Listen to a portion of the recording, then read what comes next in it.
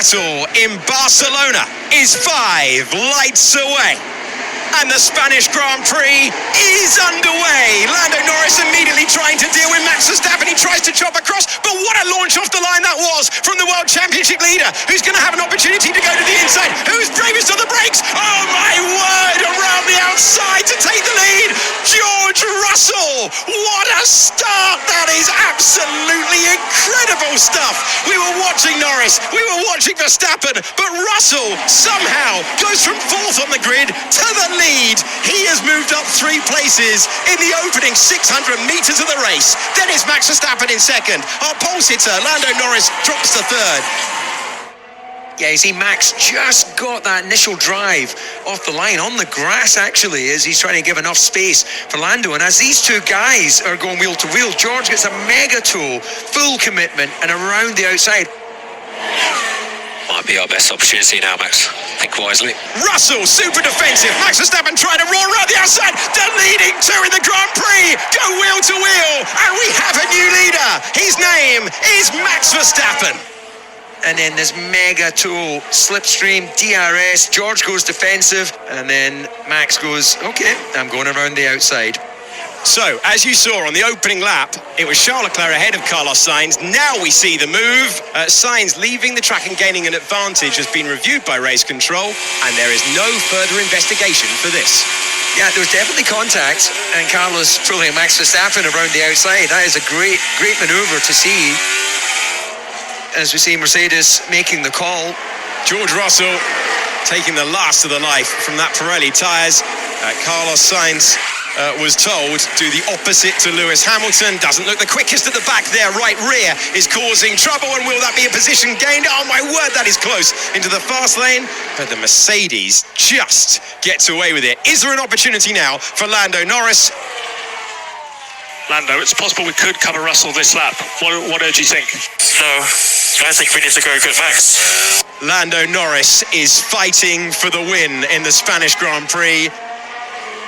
Lewis Hamilton has the DRS. They're building up to 200 miles per hour. Sainz knows it, makes the move. Hamilton to the inside though. Hamilton risking it all. We get contact between the two of them. We get Hamilton going by. And there's another one for the highlight reel. So many moves at turn 1 that show you the skill of the drivers in the field. Copy. Well, in fairness, there was definitely a little bit of rubbing, but some would say that's racing. Norris has been called to the pit lane. Box. You can see how much he's given up by extending the stint. He'll hope he can get that benefit back with the fresher mediums.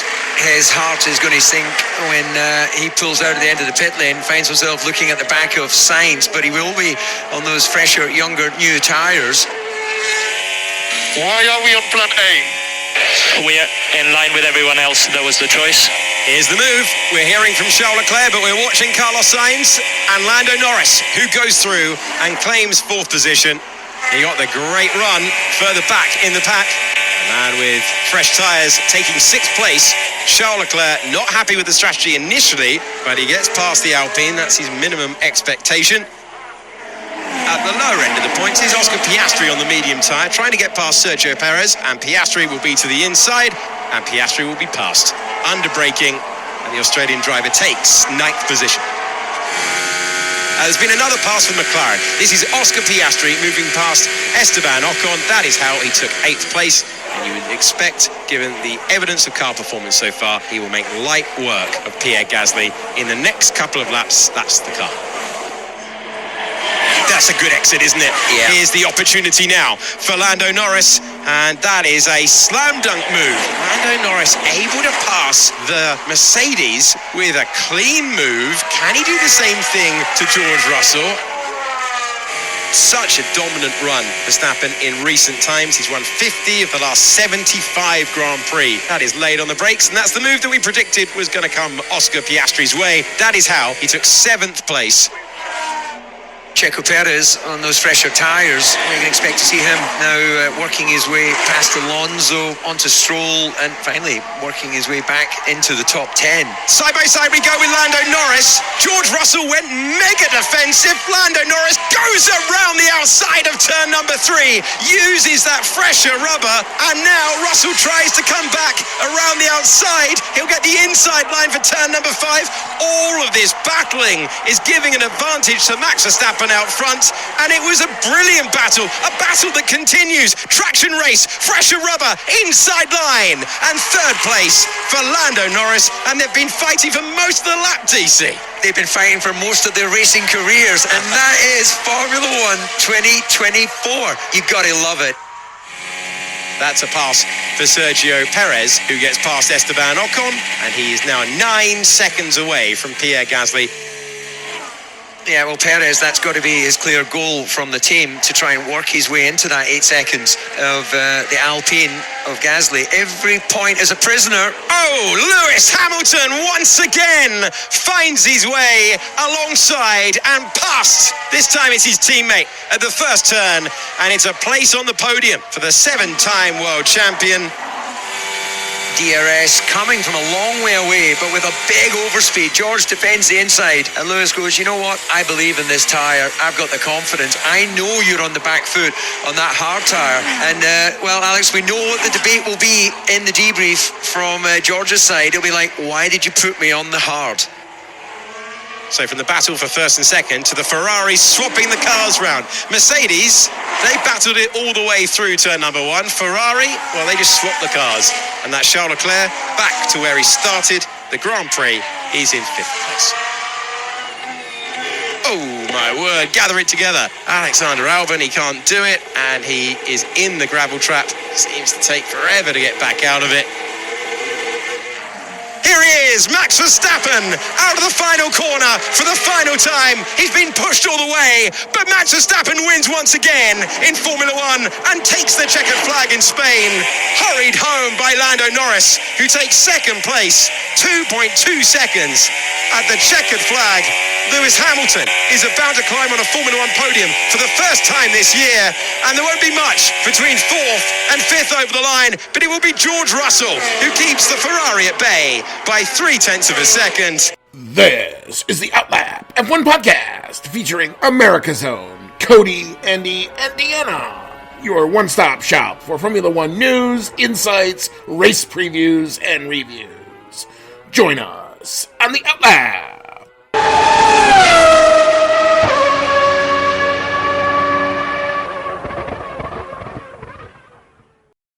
What is up, Outlap F1 Nation? This is going to be Season 6. This is going to be episode number 23 of the Outlap F1 podcast. It's the 2024 Spanish GP review show. And if you saw my tweet earlier tonight, you know we have a special guest host with us tonight. It's normally Andy and Cody who do this, but we are excited and we are proud to have a really good friend of mine. We actually had at one point did our own little podcast for a little hot minute, but you can also find him at, and we read for this every podcast episode, at Hogwarts a Podcast. He is a Harry Potter scholar, and he's dabbling into the world of F1. Mr. Dan, how you doing, sir? Hi, thanks, Sandy. It's really nice to be here. I'm excited. I hope my newbie input is up to par for tonight. Yeah, so we're going to do things probably a little bit differently than we normally do. It's probably not going to be the technically sound show that you're used to. We're probably going to talk a little bit more conversational, a little bit more into a new fan experience, because I think it just if I get this right, this was your first full race that you've watched, right? Full race, yes. Okay. All right. So we're going to get into all that in just a little bit. We're excited. This is going to be a lot of fun tonight. So if you found us, welcome along, as David Croft will say. You can find us, as always, on Twitter or X or whatever Elon Musk is deciding to call whatever is left of that platform. You can find us on Instagram. You can find us on YouTube, Reddit, and, of course, Discord. At Outlap F1 Podcast is the handle for all of that. If you enjoy, we're not going to do video for this episode because it's just me in front of a camera, and I got Dan here, and I can't get both of us in the same shot at the same time. We'll work on that for next time. But because of that, we're not going to do video. So if you like what you're hearing and you happen to be on YouTube, you can do what we call smashing that subscribe button. You can also leave us a like. If you're on your favorite podcasting app, specifically Apple Podcasts or Spotify, you can leave us a 5-star review. What does that do? It doesn't help give us any money or anything like that. It just helps us come up a little bit better in search results. If you're looking for F1 content, we can spread our net out a little bit more if you'd like to help us do that. You can email the show, as always, chatnow@outlapf1.com. If just as a quick reminder, we do like to thank everybody who does pay us, the monetary supporters, including Dean Warwick, Yuri Dolchester, Paul Weaver, Quentin Warden, Kevin Kelly, Regan Stanzik, Timothy Brown, and of course, Jonathan Scott. If you'd like to become a member of what we call the hashtag Outlap F1 Nation, you can see our link in our show notes. It's our anchor page, $1, $5. All goes into buying or reinvesting in equipment to make the show a little bit better, work a little bit smoother, that type of thing. Last reminder before we get into the race itself, you can check out our code OUTLAP. That's OUTLAP. Get 20% off and free shipping from the good folks at Manscaped. And check out their wonderful line of product. All right, the particulars are now out of the way. We shall start as we normally do with our headline of the day. So I'll bring in Dan for the first time. First F1 race, overall arching thoughts. Have at it. Yeah, well, I have two main overarching thoughts for the race. And again, this is my first race. What I do know of F1 prior to this is all thanks to you. Just knowing you has made me recognize wherever F1 pops up in my bubble now, which is more often than it used to be. So thank you for that. But the two thoughts I had were, one, Verstappen equals dominance is one of my thoughts. And two, this is really the first podium for Hamilton all season. Amazingly, that yes. Is stunning. Given what he's done in his career, that is true. Mercedes' form has not been up to par. We've talked at length on our show, actually, about that. It's kind of interesting that they've come good in the last 2 or 3 weekends.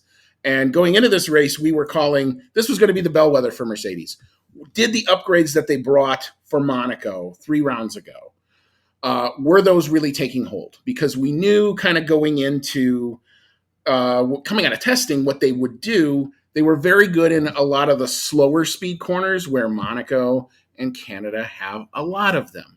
So it made a lot of sense to see Mercedes now doing well. This is a track with a lot of high speed, quickie, jinky corners in Spain. So you didn't see the cars going really like 40, 50 miles an hour through a curve. You saw them doing it at very quick speeds. Because of that, that was usually the kryptonite for the Mercedes cars. And they've taken a lot of steps to try to address it. Now, some of the upgrades they had tried to get earlier on in the year didn't work. So they had to scrap them. They had to go through another set. They brought this next set through. Seems like it's working now. So now Mercedes seem to be back in the picture. Well, believe it or not, I do have some Mercedes thoughts later on. All right. Well, we're going to get into all that in just a little bit. My headline of the day is over the course of the weekend, I thought we saw some good. I thought we saw some bad. And I think we had a little bit of ugly kind of come out both on and off the track over the course of the weekend. And we'll get into all that in just a little bit. But we shall start just very quickly with the qualifying recap. Going out in Q1 in position 20. Struggle bus continues for the American. That was Logan Sargent in the Williams. P19, the other Williams not doing a whole lot better. That was Alex Albon. P18, big struggles for VCARB this weekend. Upgrade package not working well for them at all. That would be P18 Daniel Ricciardo and P17 Yuki Tsunoda. Both VCARBs, who've been showing really well, took a step back a bit this weekend.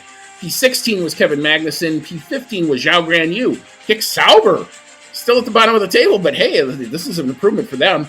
P14, struggle bus continues for Lance Stroll and Aston Martin overall. Wow. P13 was Nico Hulkenberg. P12, Valtteri Bottas, one of his better qualifyings of the season. And P11, just missing out on the top 10. Homeboy couldn't get it done in front of the home crowd. Fernando Alonso and the Aston Martin just misses out on Q3. The top 10 from 10 to 1. This guy had a heck of a interesting qualifying session, going off track twice, not able to set a time. That was the McLaren of Oscar Piastri. P9 was Esteban Ocon. Alpine, been the bottom and nowhere all year. Now suddenly they start to come good. P8, Sergio Perez. Red Bull, not in the top 5 again. Perez, his third race in a row, not doing well either. P7, Pierre Gasly. Other Alpine, he was doing really well all weekend. So Alpine looked to be on the upward trajectory here. P6 was Carlos Sainz. P5, Charles Leclerc.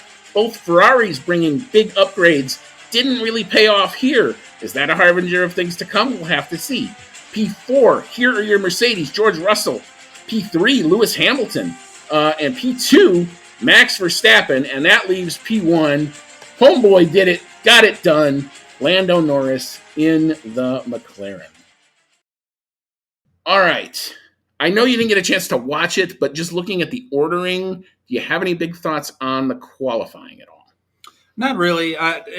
Honestly, it went pretty straight to form as far as I'm aware, with Verstappen, Hamilton, and Norris being at the top of it. So that was more what I was expecting going into this. Everything else afterwards, the Ferraris coming in 5th and 6th would be a little surprising that not one of them could crack the top 4, but not really. It went pretty much straight to form in my opinion. So a couple of things. Ferrari had brought some big upgrade packages that they were trying to get kind of back into the fight. Their last couple rounds they were really nowhere in Canada. None of them made the third qualifying round in Canada. So that was a bit of a shocker, considering how well they had both gone in Monaco, which is a track with a lot of the similar types of slow speed corners like we were talking about. So because of that, they brought a big slew of updates. They seemed to work overall, but they didn't necessarily get it done in qualifying trim. The surprises, I think, are the Mercedes being as high as they are or more back to form. Both of them, or I would say one? Both of them. Okay. They had been predominantly qualifying in the P5 and 6 range. So you basically take Ferrari and Mercedes, and they've kind of flipped form in the last couple of weeks. Okay. So now Mercedes look like those upgrades are definitely paying off. They seem a lot more confident in their car. The ding-dong between Max and Lando at the end of Q3. For a qualifying session, you can't really get a whole lot more epic because Max had the better Sector 1, Lando had an amazing Sector 2, and Sector 3 was pretty much a push. It's only 0.02 of a second, so it's paper-thin margins at the end. Lando Norris has been qualifying in P2 a lot over the course of the season. He finally crosses the threshold and gets a pole position. It's only the second pole position in his career. First pole position for McLaren at this track or in Spain since 2005. So that just tells you how long that team has been in the dark at this circuit here. I've seen the difference, or they've had overlays of Lando and Max's lap, and you can really start to see when you look at this the differences in their driving style. Max, heavy, pointy going into a corner. That's where he's gaining his time. Lando, conversely, slower in, faster out. And it was kind of amazing to watch them. They literally would crisscross all the way to the line, and Lando's just that little bit ahead there at the end. Needless to say, anybody who knows this show knows I was excited. I pounded my table. I think I woke up some of my building, and I was very excited heading into Sunday. But it also means that now I get to be very nervous all Saturday and all of Sunday, because bad things tend to happen when Lando gets into pole position, as we're going to talk about in just a little bit. But we will turn the page over. We'll talk about the race. One thing I did want to mention before we hop into the race is kind of the end of the third practice session. There was some, I guess what you would call aggression between some of the drivers. So Charles Leclerc and Carlos Sainz were still out doing their last qualifying simulation. They were doing what we would call a hot lap. Lando Norris, Lewis Hamilton, and a couple others had just gone out from the garage to basically participate in the practice start. So at the end of each practice, what the FIA lets the teams do is they go to the grid and they can simulate what the conditions would look like if you're going to try to start the race. You actually want to do that on the actual gravel because the cars have all these sensors in them that they can kind of pre-program the grip levels and all that. You can't do that from the pit lane, so they let them do it at the end of the practices. So Lando's out there not necessarily doing anything in particular. He's not trying to block anybody. He was way off of the racing line. And for some reason that is still kind of eludes me, Charles Leclerc was pissed about something. and thought that it would be not a bad idea to vent his frustration and did kind of a road rage love tap onto Lando's car. And also Lance Stroll and Lewis Hamilton had a similar type of incident.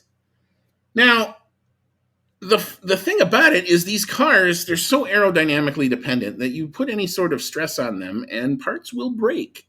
And Lando's front wing kind of sort of broke and they had to replace it. Now, luckily they had a spare. It didn't affect him overall for the rest of the course of the weekend. It obviously didn't affect him in the qualifying session. But that's usually something that you would have expected the stewards, the referees, to do something. Instead, what we got were 2 reprimands, which is basically a slap on the wrist, don't do it again, behave yourself type action. I don't understand where the stewards went. Where'd they go? They go out to lunch? Did they not see what happened? It just doesn't seem to make sense to me. But anyway, we're going to cover that when we get to awards. I think if you've been a listener of the show, you probably know what award I'm talking about, and we'll talk about it some more then. But that was an incident. It was a thing that happened. That was some of the ugly that I was referring to. Not a good look when you let people who can kind of sort of turn their cars into weapons let that happen. I don't like that at all, regardless of who it's against and who's doing it.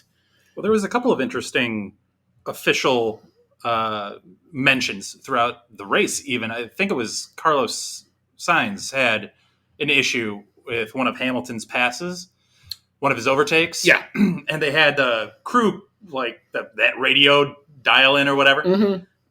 And they mentioned like, hey, they're not going to put a yellow on it. They're not going to put anything on it. And Sainz was like, why do we have a rule book?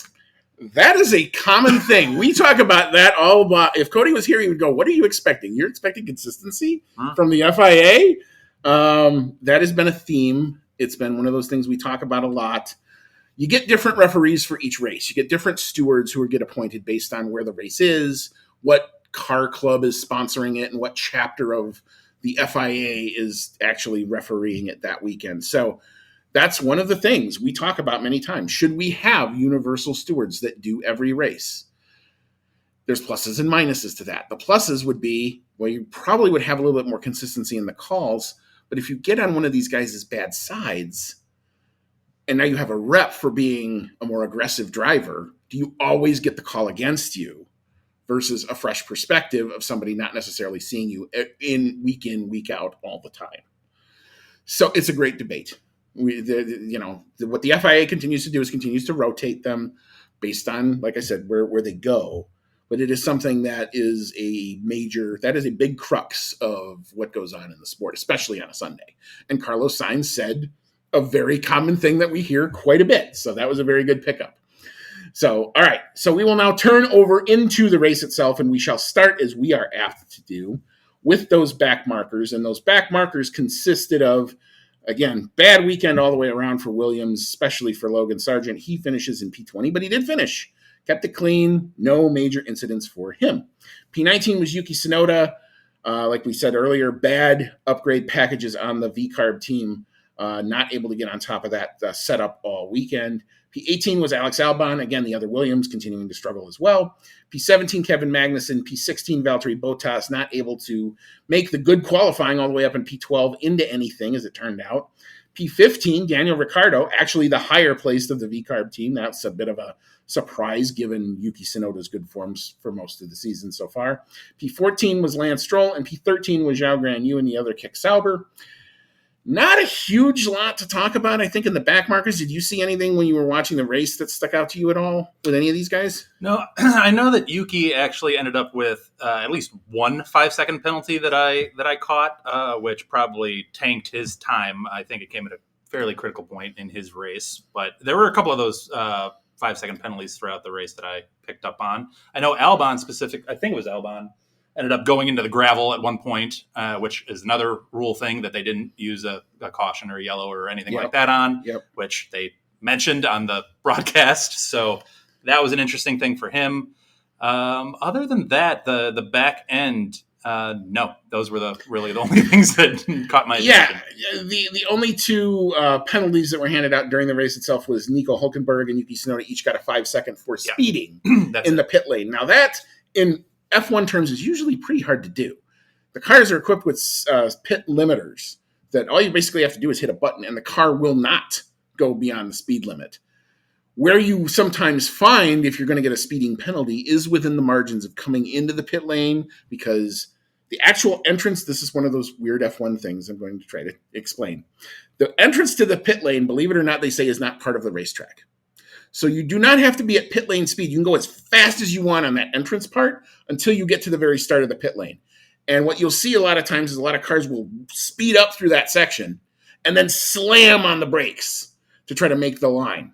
I would not want to be the member of the pit crew that has the jack at the front, because they had that camera view, and that car is coming in hot. And I'm like, I would not want that. There have been a couple times where those jack guys have gone flying. I'm certain. Yes. More than one. So what I think happened with both of those, the speeding penalties, was coming into the pits, couldn't get it slowed down enough, or you hit the pit limiter just after you cross the line. You just need to hit it before you cross the line so your car knows what to do. That's what I suspect. I had not seen the actual onboards, but both of those guys were given 5-second penalties apiece for them.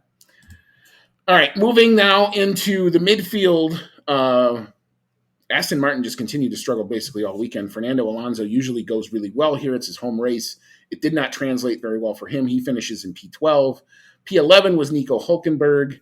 P10, again, we got to talk about the good form of the Alpines here. Alpine, who's been at the bottom and started the year way, way, way in the back, are now scoring points. This is, again, double points for them. P10 for Esteban Ocon and P9 for Pierre Gasly, who we are now seeing trying to showcase as much form as he can, considering the fact that he is a free agent as well as the end of the season. P8, the slightly recovering Sergio Perez following his grid penalty in Canada and the subpar qualifying form that he had. Does manage to get into the points, but it's not anything that Red Bull, I think, would want to write home about. P7, the other struggler kind of all for the course of most of the weekend, Oscar Piastri does get probably the best amount of points he was probably able to get from where he started. So he finishes in P7. P6 was Carlos Sainz. P5 was Charles Leclerc, both Ferraris in P6 and 5 respectively, not really able to do a whole lot more than their qualifying pace would show. And P4, the guy had a heck of a first lap. It did not translate into a podium, unfortunately for him. We do want to talk a little bit about the Mercedes strategy. That was George Russell in the Mercedes. All right, Dan. Any big thoughts on any of the guys listed here in the midfield?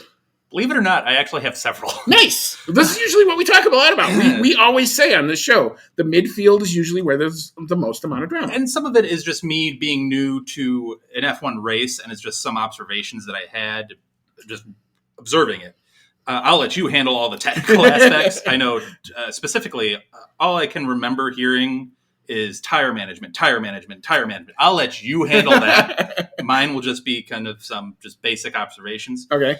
Number one, just watching the race and watching just the field on the side that they have there, it seems to me like most of the real action, and this might be blasphemous, I am sorry if that is the case, but to me, most of the action seemed to be in that 7 spot and back. So if you're a fan of overtakes or things of that nature, close races, little like hundredths of a second gaps, and that seems to me, from 7 down to the back, seems to be where most of that action takes place. Because I was watching those logos and those names just pass each other constantly. And I'm like, I understand why we're keeping the camera on Verstappen and Lando and Hamilton. I get it. You need those eyeballs. I understand. And those are the names that everybody knows. To me, a lot of the action is actually happening off camera in the back. And I'm like, I kind of like overtakes. That was one of my big takeaways, is like, it's kind of really cool to see an overtake happen, especially when it's particularly close, and especially when they have the POV of the driver, which I particularly enjoyed because that's just a cool view. But I'm like, I kind of wish I was seeing, like, they'll do the highlight of, oh, Lando passed Verstappen on this, whatever, and that's great. But like 30 of those are happening behind, and we're not seeing that at all. You have picked on something we have talked about numerous times on the show. The whoever is in the booth directing the pictures that you're seeing, why, for the love of God, do you not focus more on the midfield? Because that's where a lot of what you clearly said, well, that's where the action seems to be happening. Why does that tend to happen? Well, for one thing, those cars, the overall pace of those cars is very, very similar. So a lot of those battles are coming down to the margins. When do you pit for tires? How fast or slow is your pit stop? How good is your out lap? How bad or good was your in lap when you come into the pits? It's all kind of, it coalesces, especially what strategies are going on. Now, this was a race we got a chance to see. It was a clear 2-stop race. Some races we only see 1 pit stop. Some races we can see 2 or 3. So in this one, it seemed the predominant strategy was going to be a 2-stop race. Everybody bar one started the race on the softest compound of tire, which meant that if you were going to do a 2-stop race, that meant you were probably going to go soft, then the medium, then probably either back to the soft, depending on what you had left. Now, when you burn tires in qualifying, they come off your overall allocation. So you're counting down to what you have left. You generally will have 3 sets of usable tires. So in this case, because everybody basically started on the same compound, there wasn't any tire reel variability. So it came down to those kind of fine margins of where everybody was when they all decided to come in and pit. Big things that I noticed kind of in the midfield and just in general, again, I kind of talked about Alpine. I like the fact that Oscar Piastri got better from P10 to P7 in one of the quicker cars. As McLaren showed that they had some really good pace all weekend, but he struggled a lot in qualifying. He had an off, couldn't set a time in the last qualifying qualifying session. So that was good to see. But Sergio Perez in the Red Bull, you would expect with a dominant car that the Red Bull is shown sometimes to be. They brought some updates here as well. You would have expected him to kind of slice through the field, and he really couldn't do that. So that's becoming now a theme. This is like the 3rd race in a row. He's had kind of a subpar qualifying, not able to really get it done for Red Bull. They're leaving Max Verstappen to get all of the big points. Now, the good news is in the standings, they have a lot of the big points. But meanwhile, now there's people nipping at their heels. Two pieces of interesting information. Again, I had a lot of Ferrari questions going into this weekend. I still don't have a lot of Ferrari answers. I can't figure out if that car is genuinely quick. I think it's good, but I don't know that it's elite yet. And that's a problem because they were showing really well a couple of rounds ago, and now they're not. So I'm wondering, especially if we move into different types of tracks, maybe this update package will favor them more in a track like Austria, which has a lot of different corners, track like Great Britain, high speed, long straightaways, that type of thing. So it's going to be interesting to see kind of where they go. But I have no real strategy issues with Ferrari this time. No Ferrari decision desk for anybody who's wondering what I mean about that. Sometimes Ferrari makes some interesting, questionable strategy calls. And I say, fire the guy at the decision desk. But yeah, I thought they had a good weekend, but not a great weekend. Well, they were even bringing up some questions with Sergio Perez coming in the 8th spot. They were having questions about the Red Bull car. And I know towards the end, they were saying, Red Bull seems very disappointing. And maybe just the difference there is Verstappen is that good. And the car, maybe not so much, but Verstappen is that elite. Yes. And just a quick note, you were mentioning all the pit stops. One quick note on Verstappen. His crew, at one point, most pit stops that I observed were between 2 to 5 seconds, give or take. His clocked in at 1.9 seconds, which to me is complete insanity. How do you do anything in under 2 seconds? Literally anything. I can't fill my glass of water in 2 seconds. This is mind-blowing. 4 tires, stop, start, gone. Craziness. 1.9 seconds. 1.9 seconds. Yeah. That's insane. That crew was on it. And I think that actually comes down to, you look at the final margin, it's 2.2 seconds. You can probably make that up in the pit lane. Well, there was so many, when the field shifted, most of the largest shifts were during pit stops, which is seemingly obvious. Well, Verstappen's weren't that big of a shift. He was dropping from 1 to 4. Right. Most drivers were dropping from 5 to 12 and then have to make it up. He wasn't experiencing that big of a drop. Granted, part of it is he had a massive lead for most of this race on top of it, but that was crucial. Absolutely. And when we contrast that with the couple of stops that Lando had, I think his first stop was 3 seconds. His second stop was a little bit slower, was 3.6. So you're looking at, okay, even if Lando gets a 2-second stop on the first stop, that's 0.7 of a second. The 2 seconds versus a 3.6, that's 1.6 seconds. What's your final margin? 2.2. There it is. Yeah. Lando probably had, as we're going to talk about in a minute, a quicker car over the course of the weekend, but it didn't matter because one, the start, which we're going to definitely talk about. We will. And then two, one McLaren strategy call that I got it. I understood what they were doing. It just didn't work out as well as it maybe could have, but for one thing that we're going to talk about when we get into this podium. And that involves the dude who inserted himself at the start of the race. We got to talk about George Russell. Yes, we do. So George Russell starts P3. He's in the second row. The race starts. Both Lando and Max get a fairly decent launch, I think both of them off the line.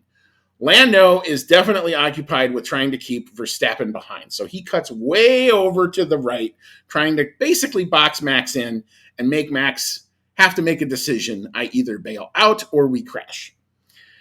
What Lando didn't anticipate happening was, meanwhile, the guy behind him was George Russell, who gets this lovely slingshot effect because he's directly in behind Lando. Lando is cutting the air. George is less power to go just as fast and gets a launch around the outside of both of them, making both of them look kind of dumb, as it kind of turns out. And now George Russell is leading the race. Hello, how you doing? Didn't see that one coming. I think it was very clear and obvious that you had two drivers that were very focused on each other and had no focus on anybody else in this race. Exactly. And you can hear that in some of the commentary later on, because there's other drivers that are in like actual competition range, and yet what is Lando's crew feed? What's Verstappen doing? What's Verstappen's crew like? Oh, well, Norris didn't switch tires, or he's, whatever. He's going with tires, whatever that commentary was. But they were talking about each other. Forget everybody else. Right. Which was one. And then credit to George Russell, because on that first bend, he did make a move there to really I have an opening. I'm going to take it. Mm-hmm. And I felt like that was a theme of his throughout the race, was if he wanted a position, he wanted to go get it. And if someone was challenging his position, he was going to fight to keep his position. And I think that was a theme of his. He clearly had a very motivated goal throughout the race today. Yeah, he was very, what we would call him very punchy. He was punchy throughout most of this race. He became very difficult to overtake, and that seriously affected Lando early. So, and this is one of those things where we can say this is why Max Verstappen is really good, because within 3 laps, he decides, I'm going to use whatever frickin' pace my car has right now. I'm dispatching George Russell. I'm going to get past him. His pit wall basically told him to do that, and he went out and did it on the 4th lap. So now Russell is in P2, Lando's in P3. Lando, for whatever reason, could not do that same thing. Either his car wasn't working quite well behind George Russell, he was trying to save a little bit on his tires for maybe later, or what they ended up doing was they were saying, okay, well, we're going to save our tires when both George and Max pit. We're going to leave you out there. You're going to get your car in clean air, and you have to gun it for those 5 laps, which he tried to do. He set a few fastest laps during that period. It didn't work. He cut a lot of time. He did cut a lot of time out of it. He got to within maybe a second or so of George, but he couldn't clear him until after the pit stop. And that was a big problem, because meanwhile, what is Max doing? He's just kind of extending the gap. So by the time Lando finally, after the first stop, gets past George, and if you want to put that Lando, George back and forth into my veins, I'm a happy bunny, because that was fun. That was probably, I think, the overtake of the day, if there was one. I totally enjoyed that. It was really interesting to watch on the timing, because I'm like, oh yeah, Lando's got him. What? George is back past him, and now Lando has to come back a third time and do it. That was lap 35. Yep. That was my overtake of the day. Well, there we go. We are in dead agreement there. That's the word, and that's what I mentioned with Russell before, of when he wanted something, he got it, or he went out to get it, and when he had it, he fought like heck to keep it. Yeah. And that was I think it was 3 changes overall, yep. Where they went back and forth, which, I mean, yes. In a part of the racetrack that is not known for overtaking. That's the best part of that. They were both, and they fought each other clean. There was no contact between the two of them. They left each other space. And you kind of saw that back and forth. That's what you're trying to get at. That's what this entire rules package is for.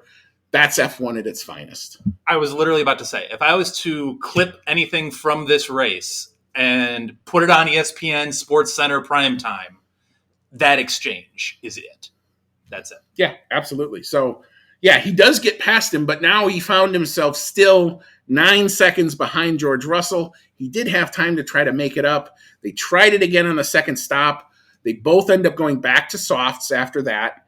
Lando had a 3-lap tire advantage in youngness of tire, so he had a little bit more rubber. He tries to get the gap down. He gets to within 2 seconds, but he basically ran out of laps, even though he was probably quicker. So we never got to see Lando and Max really go at each other. And I think that was probably the biggest disappointment that I had over the course of the races. Gosh dang it. He just couldn't get there. It was a start. Yeah. It was a start that set him too far behind. And then when Verstappen decided to really lay on the gas, for lack of a better term, he punched it. Yep. And no one got really within a threatening range of him. The rest, once he hit first, it was over. Yeah, it was going to be the race for clean air. And I think if Lando gets the start and gets clean air, we're probably talking about a different result. Max got the start, or Max didn't get the start. George Russell got the start. But you're seeing the difference between where, now these are all quick cars. Red Bull, McLaren are probably 1 and 1A in terms of overall pace now. We've kind of seen that through that. It's interesting now who's third. I think it's Mercedes in front of Ferrari. And that's a flip where we would have been putting money on Ferrari being in front of Mercedes. So Mercedes looked to be doing better. Ferrari looked to be struggling slightly. Very, very tight, very, very thin margins, but good on both Hamilton and Russell. So I feel like I've added some decent analysis so far in my debut here on this podcast, but I dare say I might be asking a stupid question here. So forgive me, listeners, forgive me. This might be a dumb question, man. But you just mentioned some cars are getting better. Some cars, their upgrades haven't been as advertised per se, whatever. Here's my thing. These are machines. And we're talking Ferrari, Mercedes, Aston Martin. Like, we're talking some big-time car manufacturers. Presumably, they have very, very smart individuals. They have a bunch of engineers. They have a bunch of just people working to make these cars the best they could possibly be. And they have strategists. I mean, they would shoot into their crews and see like people that their sole job is to be like, okay, when are we pitting? When are we switching out this tire? Which tire are we switching to? And that's their sole job, is to figure out what strategy they're going to come up with. And I get that. Very smart people. And we're talking margins of, at some points, hundreds of seconds, sometimes just seconds. And I guess some of the big gaps are big. But with such small margins, and something that you could theoretically just be like, hey, there's this engine, there's this model, there's this whatever. How are we not even closer on the margins? How are these cars so vastly different? Okay. The basic answer to your question is a F1 car, by the way that the rules are set up, are meant to be designed individually. They're given a framework. They are not bound they're given a framework that they're bound by, but they're not bound in terms of design ideas. So aerodynamicist 1 thinks, if I put a little fairing over the wing, it's going to affect downforce this way. Mm-hmm. Aerodynamicist 2 says, I don't like that. I want to put that fairing further back. Let's try it there. Well, one of them is going to be proven right? When they go out on the track. Yes. One of them's got it in one spot, one of them's got it in the other. Well, which one's quicker? Well, we don't know until we race it. Right. That's what we're kind of seeing. We've had now stable rules. This is the third year of these regulations. This is the closest it's been. Red Bull last year, miles in front of everybody. Max Verstappen won this same race last year by 24 seconds. It was not close. Boring. It was boring as all get out. We were trying to figure out what the heck we were going to talk about with this thing last year. This year, McLaren have stepped up. For Mercedes have stepped up. In the early rounds, Ferrari had stepped up and have all gotten closer. Meanwhile, Red Bull have not continued to be the dominant force in terms of overall pace that they've been. But you're telling me Haas, Williams, Kick Sauber, Alpine, you're telling me those at the back end can't make changes? They can, but here's the thing. Here's what all those teams have that the others don't. Money. Free money. Money to spend to the cost cap. We've only had the cost cap in Formula One for 4 seasons. When this thing first came out, I said it was going to take a minimum of 5 seasons to actually start to see change. We're finally starting to see the precepts of some of that change because we're getting tighter. In the past, teams like Ferrari, Mercedes, Red Bull would have just tons more people because they had so much more money they could spend it on research. Great interview that came out with the former Haas team principal, Gunther Steiner. And he used to, when he would be asked the same question, well, hey, you guys got smart guys. Why can't you come up with something new and creative? And he would tell you, well, for every one guy that Ferrari has, Haas has like a half of a guy. Because their guys have to do twice the amount of work that the guys at Ferrari can. Ferrari, at one point, I remember this was a story from way back, maybe 15 years ago, had a team of 5 people to design and update the mirror. That was their entire job. Work on making the mirror as aerodynamically efficient as possible. If you're a small team, Kick Sauber, Haas, Williams, who've been underfunded until recently, there's a lot of catch up you got to do. You got to hire more staff. You got to build factories. You got to build facilities. The cost cap is here, which means Ferrari can't just bludgeon you with outspending anymore. But it takes time for all that to cycle out. We've seen a lot of talent from places like Red Bull, Ferrari hit the free agent market and go to these smaller teams. We've seen Aston Martin make big strides in building new facilities, but they've just come online. McLaren's wind tunnel took 4 years to rebuild. COVID hit, that screwed it up, and they had to do some internal financing to prevent them from going bankrupt. So all of that plays into what you're seeing as the output of that. We've talked a lot about on this show about Williams. Williams was family-run organization for 50 years. Big name in Formula One. Have won championships, have won drivers, have won constructors championships. Why have they been languishing at the back?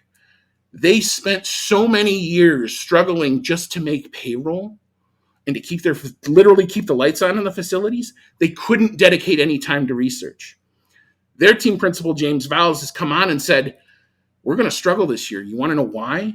Because we basically have to take this year to clean out all the crap way we were doing things.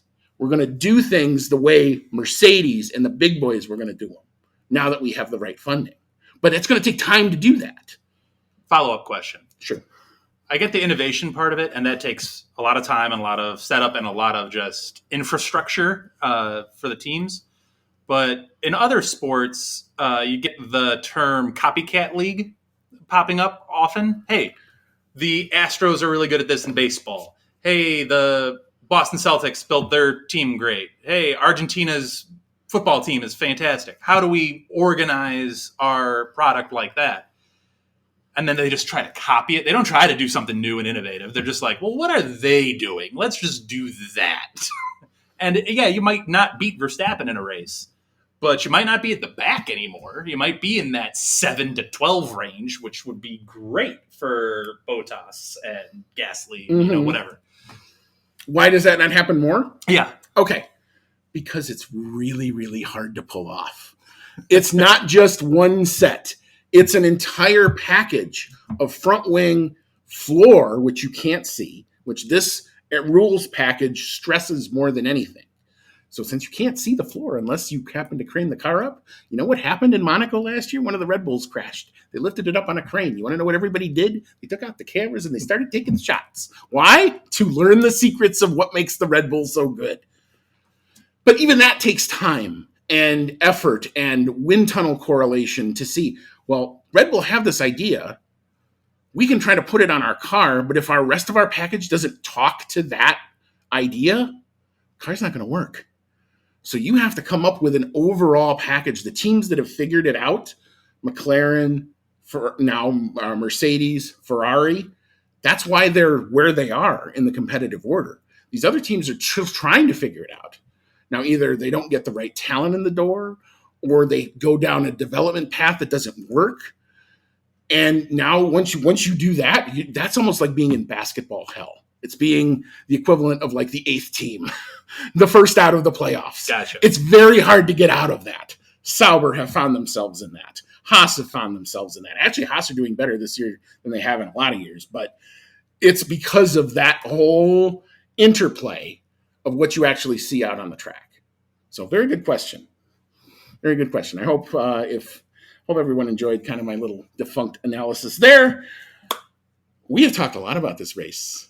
Any other final thoughts before we kind of call it on the race itself? No, I think that's pretty much the other overtake of the day I had prior to the Norris Russell craziness was Hamilton and Sainz. It was around lap 20 or something like that, and Sainz was throwing sparks in his literal face because they were very close together. Yep.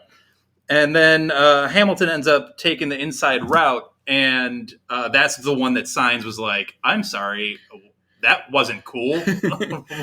So the rule reads you need to leave a car's width. So you're not supposed to be able to, quote, force someone off the track. So if they have to veer off, go into the gravel, go into the runoff area, that's not kosher. That's not cool. The stewards could come in and say, you force somebody else off the track, that can be a penalty. They chose not to even really investigate it. The race director tells the stewards, look at this. This was questionable.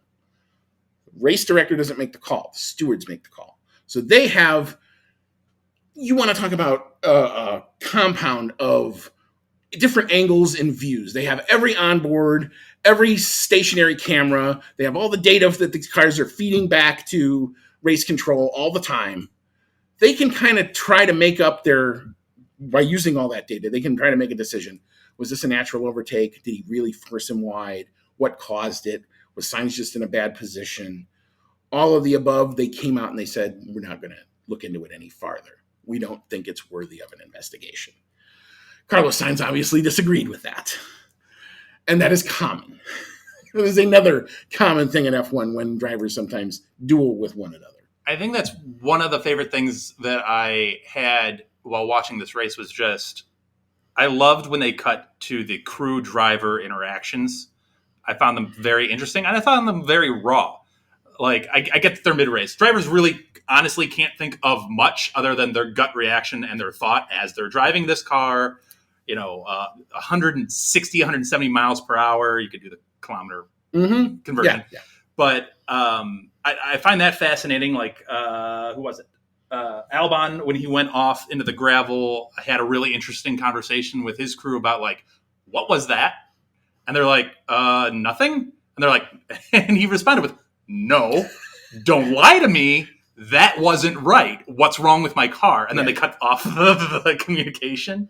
And I'm like, I kind of wanted to follow through on that. Or there was one where they were having a conversation with Lando or something like that. And the commentator, they cut it off. And the commentator was like, I kind of wish I got that response. I think it was Verstappen. I wanted to hear that response to their question of, Well, that is why when I watch a race, I find I love that even more than the general commentary. So what I will do is I will usually have a separate device hooked up to F1 TV, and I will just watch the onboard. You've seen me do it. Yeah. And then when you can have that, you learn so much more about what it is that you're watching, because you only see the snippet on when they zoom in on it or they want to focus on it, but you don't know what the discussion was that led up to it. You see McLaren leave Lando Norris out for 6 extra laps when everybody else had pitted. Why did they do that? What you didn't hear was the race engineer going to Lando and says, this is our race, push like hell, clean air, let's go. That's what he told him. That was McLaren's, they thought at that point, their best chance to try to overtake either Russell or Verstappen. Now, it didn't work out. initially he got past Russell because he had better tires at the end of that next stint. It almost worked at the end because he had better tires. He was setting better lap times than Verstappen, but he just ran out of laps. So it's all of that. And I love that interaction from even amazingly enough, sometimes when you're like watching qualifying and there's specific points where they will like supposedly cut the mics off. And sometimes they're a little delayed in realizing that the guy's back in the garage and you'll hear these odd snippets that you're really not supposed to hear. I find that delicious. There was one other interaction that was interesting, and I can't remember. Maybe you can remember for me. It was either Red Bull or Ferrari, I believe. And one of the drivers on the team had already come in and already switched tires, and then had gone like 2 laps or something with the tires and was like, "Whoa, this is not working. This is a problem. I don't like this." The next driver on the team comes in, different tires. That was Mercedes. And okay, it was Mercedes. That was Mercedes. And we didn't get a chance to talk about this because the George Russell situation. For whatever reason, Mercedes thought that what they were going to try to do with their 2 stops was they went from soft to hard, and then they were going to come back, or I'm sorry, it was soft to medium and then medium to hard. Hard did not work out. Hard did not work out. Nobody liked it. George Russell's on the radio going, "Why'd you put me on this tire? We didn't talk about it. This is like the 4th plan that we went over. This isn't working." Well, Mercedes, once they still got the other car, they're like, "Well, we're going to put Hamilton on the other tire, and let's see how that works out."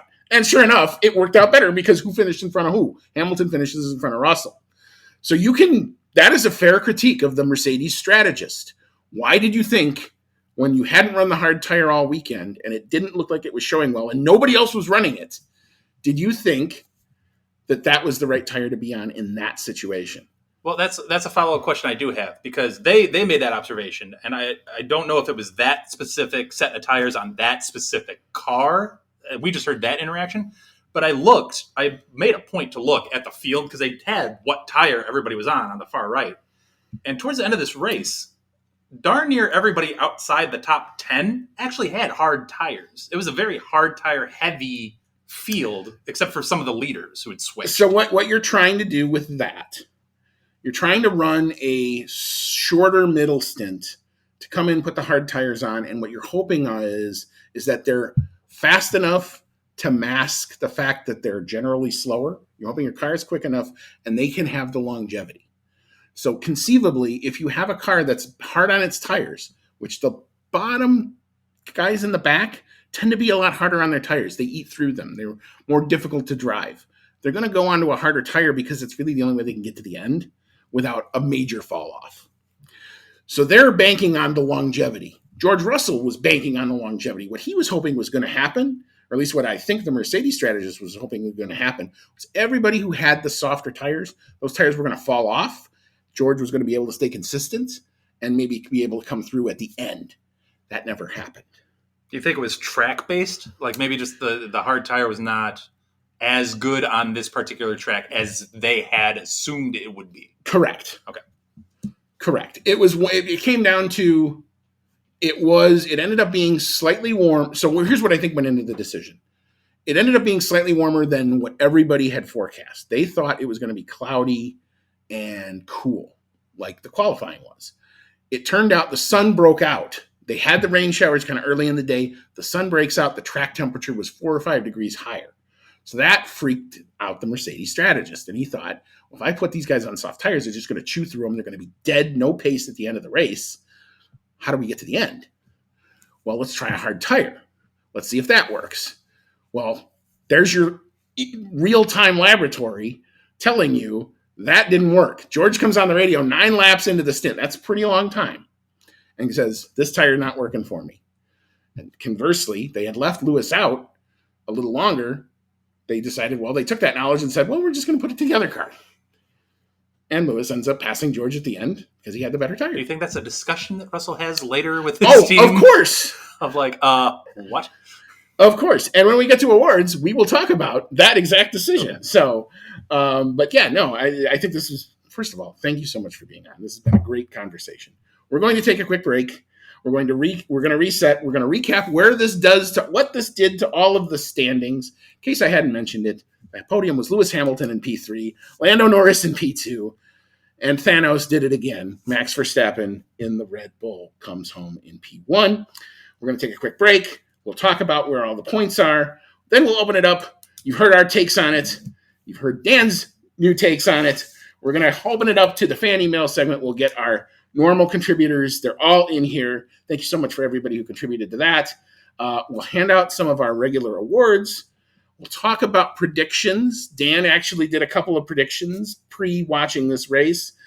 Does he acquire enough points to beat Cody and I? We're going to find out. Probably So come on back. Then we'll wrap it up and give some final thoughts. But you won't want to miss it. Come on back. You are listening to the Outlap F1 podcast, and we'll be right back after this quick pit stop.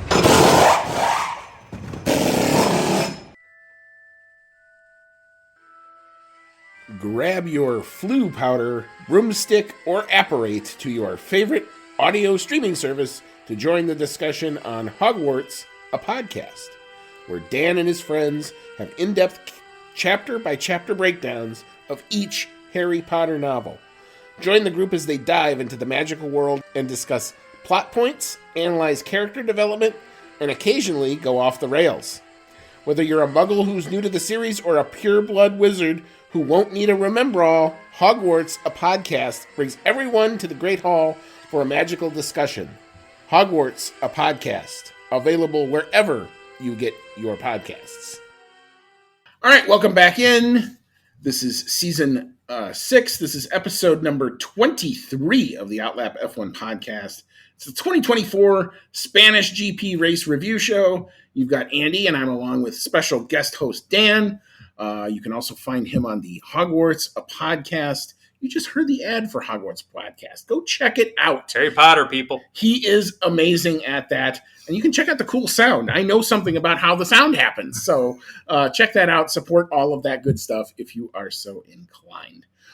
So we just wrapped up our discussion over the Spanish GP in kind of totality. We're now going to look at where the points shake out at the end of this round. I'll start with the drivers. No surprise here, in P1 continues to be Max Verstappen. He has continued to parlay his early lead. It continues to grow. 219 points. P2 in the drivers, though, now has a new contender. Lando Norris is now up to P2 in the drivers, but he has some ground to make up if he's going to really challenge Max this year. I've been saying the math has been against McLaren all year long. 150 points, that's a great total, but he's got 69 to get to Max Verstappen. Wow. Charles Leclerc checks in at P3. He slips down one position. He is right on Lando's tail, really, with 148 points, so that position is not secure by any stretch. P4, Carlos Sainz checking in with 116 points. P5, Sergio Perez. Not a whole lot of huge points haul here, but he maintains his P5. 111 points for him. P6, the other struggle bus, I'd say, contender of the big three this time, Oscar Piastri, or big four, Oscar Piastri and the other McLaren. He comes in up to 87 points. P7, George Russell, he's up to 81 points, so he's now on Oscar Piastri's tail. P8 is Lewis Hamilton, up to 70 points with his first podium of the season. P9, Fernando Alonso, good early form, but nothing here. He continues to be on 41 points. And P10, V-Carb. Oh, boy, we got to figure out what's wrong with those guys. But he still maintains his top 10 position, Yuki Tsunoda, with 19 points. Our team standings after the end of this round are as follows. No surprise at the top. Red Bull Racing Powertrains continue to lead. They are up to 330 points. P2 is Ferrari. They check in with 270 points. Still fairly clear, but getting ever closer is McLaren, Mercedes. They come in in P3, 237 points for them. P4 is Mercedes. They are now up to 151 points. P5, Aston Martin. Again, no points here, but continue to show pretty good overall. 58 points for them.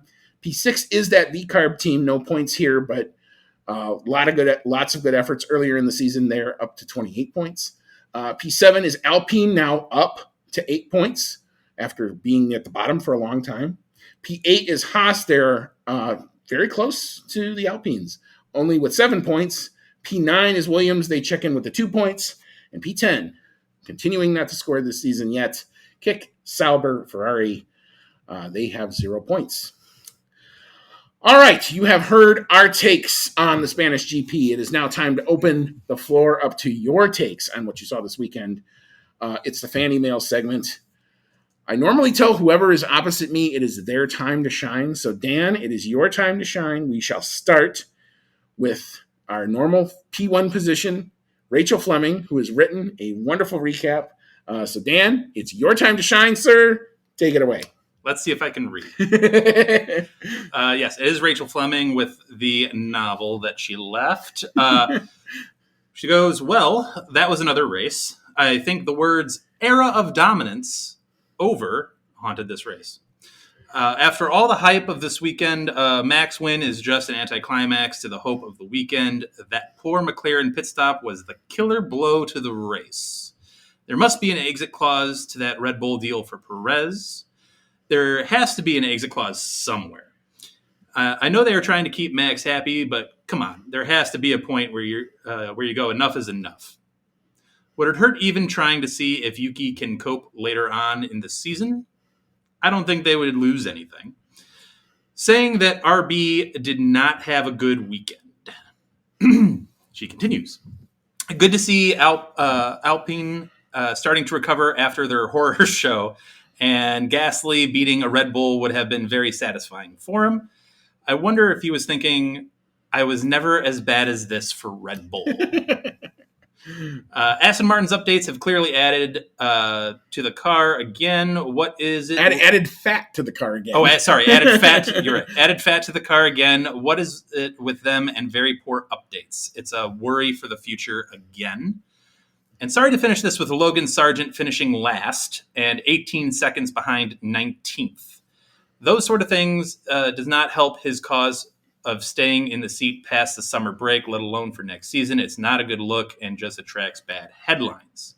But I forgot to add that Lando is now second in the championship. Now that is something to be happy about. The highest position of McLaren has been in the Drivers' Championship since 2012. Yeah, so thank you, Rachel, as always. And as always, you've got a lot here. We have talked ad nauseum about Sergio Perez on this program, about what to do. He gets the contract extension. That kind of surprised everybody. And lo and behold, what does he do? He goes out and he can't get out of Q1. He's way in the back. He's not scoring the points. I don't know if there's an exit clause. I know that the deal is what they call a 1+1, so it's good for next year. And then Red Bull has an option on what they want to do. If he continues to display the type of form this year that he was doing last year, where he was struggling, not continuing to score points, yeah, Red Bull are pretty safe in the constructors for this year, so I think they're probably going to let that play out. Next year, when these points get reset to 0 and everybody's as tight, if it's as tight as we're seeing now, Perez is definitely going to be under pressure. There's no doubt about that. You also know that we have these competing forces at Red Bull between, I would say, Christian Horner is one that is in Sergio Perez's fan club. He likes what he does for Max, makes it predictable, makes it easy to want to keep Max in the fold. Helmut Marko on the other end, the young driver program development guy, probably would like to see a guy like Yuki Tsunoda or somebody else, Liam Lawson, potentially be able to get in there and see what at least he could do. Doesn't look like Christian Horner is going to allow any of that to happen. It looks like the Red Bull tree, at least for right now, is pretty stagnant. I think they're just going to deal with whatever Sergio can give them, and they're going to kind of treat whatever he gives them as gravy at this point. So we'll continue to watch. If anything does come out, obviously we'll bring it to you. I love your Alpine point. Yeah, they've had a really bad start to the season. They are starting to make progress. It does kind of show that, if you just commit and you can kind of reset and restart your development program, which is what they've appeared to do, you can get progress out of it. It's slow. It's still, it's not what I think anybody who's an Alpine supporter would want to see, but it's a lot better than what it was. So, they're definitely coming up. Aston Martin with updates. Yeah. Clearly whatever direction they've gone in has not worked to the extent that they would have wanted. Definitely seems like it's going backwards again. This is harbinger of last year where they started out really good and then kind of fell back. And I don't have any other shade to throw at Logan Sargent other than at least he finished the race and there wasn't any badness from him this weekend. I think we're just kind of waiting until the announcement that he will not be back to come. It's just a question of really when. I've also seen kind of an off rumor, even since the race, that there's a Prima IndyCar offer supposedly on the table for a team that looks to join IndyCar next year. Might he go there? I didn't see a whole lot of support for that. So, yeah, I mean, I certainly don't think he's going to be back at Williams, given especially what's on the table for Carlos Sainz, given now Williams. Believe it or not, an Alpine contract is somewhere not out of the realm. So Carlos Sainz continues to be the linchpin of the free agent class for sure. And then to your last point, I'm nothing but excited to see what Lando can do now that he's in P2 in the drivers.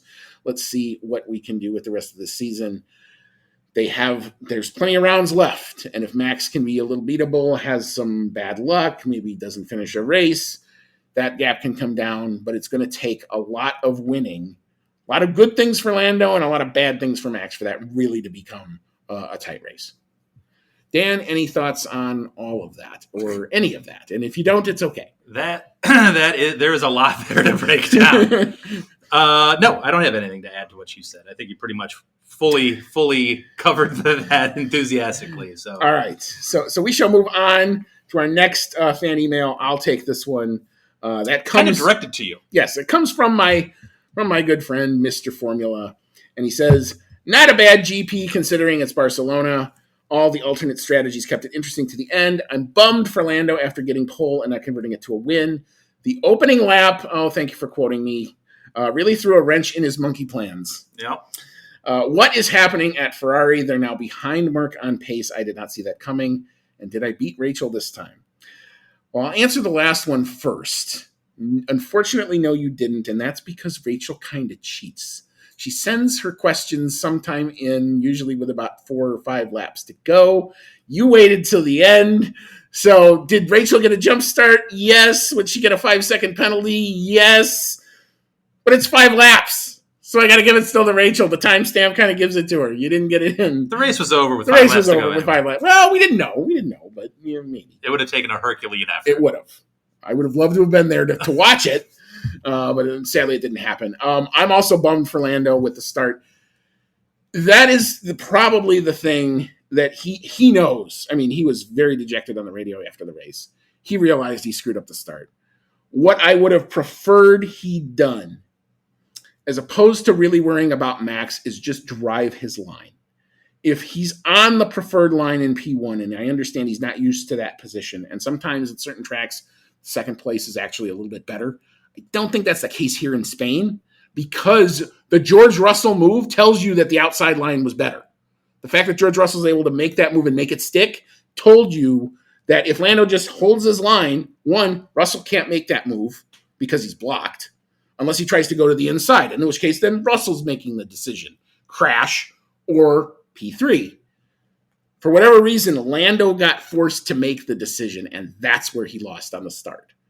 He's got to find a way to dictate the start so that other people are making that decision and not him. I do actually have a comment on this. Sure. So do you think this is part of just the, I don't even know how to phrase it, the awning, just the shadow of Verstappen? Like we have Michael Jordan, Lionel Messi, like that dominant of a player, just because he's out there, makes you do things you probably shouldn't do, but just because they're so good, you might have to take a risk. I think it's twofold. I think it's definitely part of that. And the other thing, why Max is so good at these things, because he's done it so many times. He's been on pole, I don't even know what the stats are, like 30 some times now. Mm-hmm. When you do that, you've gone through those procedures. Nothing there is new. Well, this was Lando's second pole position of his career. Right. And the first time was in Russia in 2021. He lost the start. He got the position back in the middle of the race. The end of the race didn't go so well when the rain came out and kind of screwed him over. Bad memory. Don't want to continue to go down that path if I can avoid it. But he lost the start. He gets on the sprint pole in Brazil last year. He loses the start. He gets on the sprint pole in China this year. He really loses the start. He gets on the pole here and again is the loser of the start. It's, I think, twofold. It's one, he's thinking about it probably way too much. Relax. You've done this. It's like every other start. For Max, it's just another race start. For Lando, it's everything or nothing. Right. That has to play into it. I might not know F1 all that well, but I do know sports. Mm-hmm. And it's like that Tiger Woods effect. Tiger Woods is on the course, and he's just made some shot somewhere, and you can hear a roar. You know Verstappen is right over your shoulder. Right. If you don't do everything precisely right, he will beat you. And you just get out of your lane, per se. And that's exactly what I thought happened. Yeah. He was too preoccupied with Max. He didn't get a chance. If he just sticks to his line, he makes Max make the decision. He has to learn to dictate that. He was dictated to. Right. And that's what I saw in the start. And he knows it. Now, I know that they're going to drill starts. He's going to probably be in that simulator. The next time he gets in that position, I think he's going to probably do something a little bit different. You hope. I hope. Unless that shadow is over it becomes a thing. Yeah. I've given you a lot of examples where it almost sounds like it's sort of a thing. He's got a lot of talent. This is the one thing he's really got to shore up. But it's a question of experience and mentality. You're absolutely right. Yeah, I can't blame him for having that mindset. You feel like you have to drive a perfect race to beat him, and you probably do. And you try to get out of yourself. Yeah, and that's why one of the reasons we call Max Thanos on this program. He is inevitable. Thanos with every one of those stones. Exactly, because he's going to be there. You can't just beat him once. It's going to be, you got to beat him at the start. You got to beat him at the first pit stop when there's a change of tires. The pit stop's got to be flawless. You got to nail your in lap. You got to nail your out lap. You got to beat him even when they're back out, because Max is going to throw everything he has at that car. Now, here's the nice thing. With the fact that Red Bull have come back a bit, Max is having to throw everything at that car. We never even saw that last year. Mm. And I've said many times, I've called Lando. I kind of have three kind of ways that I define a battle in F1. You have, that's somebody I notice. You have then a foil, or somebody who you're marking. And then you have an opponent. What Lando is trying to do this season is go from foil to opponent. And that's a big step. Well, the way I was watching this race, and this is based on two things. It's based on the commentary, the people actually calling the race, because they know a lot more of F1 than I ever will, and that's fine. But the other part is how the drivers driving seem to dictate the race. And if you are Verstappen, or your Sainz, or your Norris, or your Hamilton, you're racing a certain way. You're not racing to meh, you're racing to win. Correct. But if you're Alonso for Aston Martin, which I get Aston Martin has been a factor, it's not so much right now, but Alonso, or especially Albon or Hülkenberg or Gasly, unfortunately, you're not racing to win. You're the ones being passed. And not only are you being passed, it's a given. Yeah. Like, that's how the race was being shown or displayed, was like, Hamilton just had a pit stop. Oh, he's going to come out behind Gasly. Don't worry about that. He'll pass him in like 2 laps or a lap and a half or whatever. It was like a non-factor thought. It's like, yes, Hamilton is behind. That's okay. Give it a lap. He'll be fine.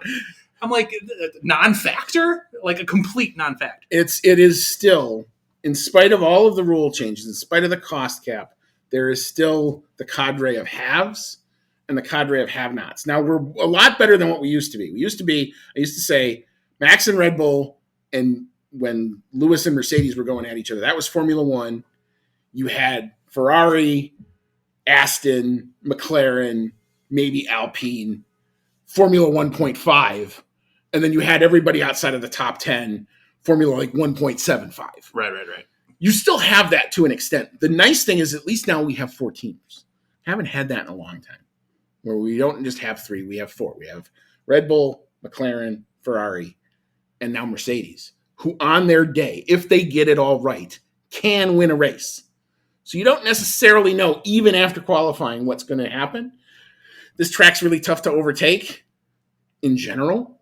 So it comes down to those margins, the strategies, the pit stops, all of those little things that we were talking about. It was just so, I guess the word is jarring to me to watch this race and see like, wow, there's 4 people ahead of Verstappen right now. And it's not even a question that he's going to pass. Like, not even a question. Well, some of them still had to pit. Yeah. So you knew that was going to happen. But like even then, it's like they're all on the track, and there's one in front, and there's one like 3 cars behind. It's like, it's fine. It's totally fine. And it's almost to the point where I know this is, 1, ludicrous that it would even happen, and 2, just kind of I'm hyperbolic a little bit. But if you put Max Verstappen in the 20th position for qualifying, I guarantee you the commentators would be like, "I'll just give it like 10 laps. He'll be in at least the top 10." That has happened. We saw it happen with Lewis Hamilton in a sprint race in Brazil in 2021. He got a post-qualifying penalty. He was sent to the back. He starts in P20. He finished 4th. There you go. In 17 laps. There you go. That was the differential in the overall race pace of the Mercedes car versus everybody else. Thank you for providing context to my hyperbolic theory. That has happened more than once. Okay. More than once. So thank you, Mr. Formula, for your contribution as well. Sorry for the side tangent. No, this is what this segment's all about. This is different perspectives. I love it. All right, our last contributor is a normal regular. He loves us on social media. Thanks so much for Dave Doherty for respreading our content and retweeting our content throughout the course of the weekend. He chimed in and said, "Hi, team. That was some race. What are your thoughts on Mercedes? Are they back from the dead? Quali was the evidence and the race pace was good. What are your thoughts?" We've kind of talked a lot about this throughout. I do think the Mercedes upgrades are real. I think they are working. I think it shows this is a high-speed corner track. It's a track that probably would have killed them a couple weeks ago, but now they're showing really good. I don't quite think they're at the Red Bull McLaren pace level yet, but it is not far off. And the reason I say that is you watch how quickly Verstappen was able to dispatch with Russell, even though Russell jumped both Verstappen and Lando at the start. I think I see a lot of in Mercedes now where McLaren were last year when all of a sudden they popped up to P2 and everyone was like, whoa, where did that come from? It's kind of how I feel about Mercedes. They still have some finer points to work out, but they're really good again. Give them a couple more rounds to kind of, optimize and get those upgrades exactly where they want. I think they're going to be there throughout the course of this season. I think you've got 2 guys who are going to definitely play roles in these races for the rest of the season, in Russell and Hamilton. Well, I think Russell had a particularly inspired race today, or on that race in Barcelona. I think he had a particularly inspired race. And then Hamilton just shows you he's not done yet. He's not done yet. And if you're a Ferrari fan, look at what you're getting. A guy who's still showing that he got it. They've worked through some issues on that car. I'm not even going to talk about the email that came out over the course of Friday because it's not worth mentioning. I think that was complete crap.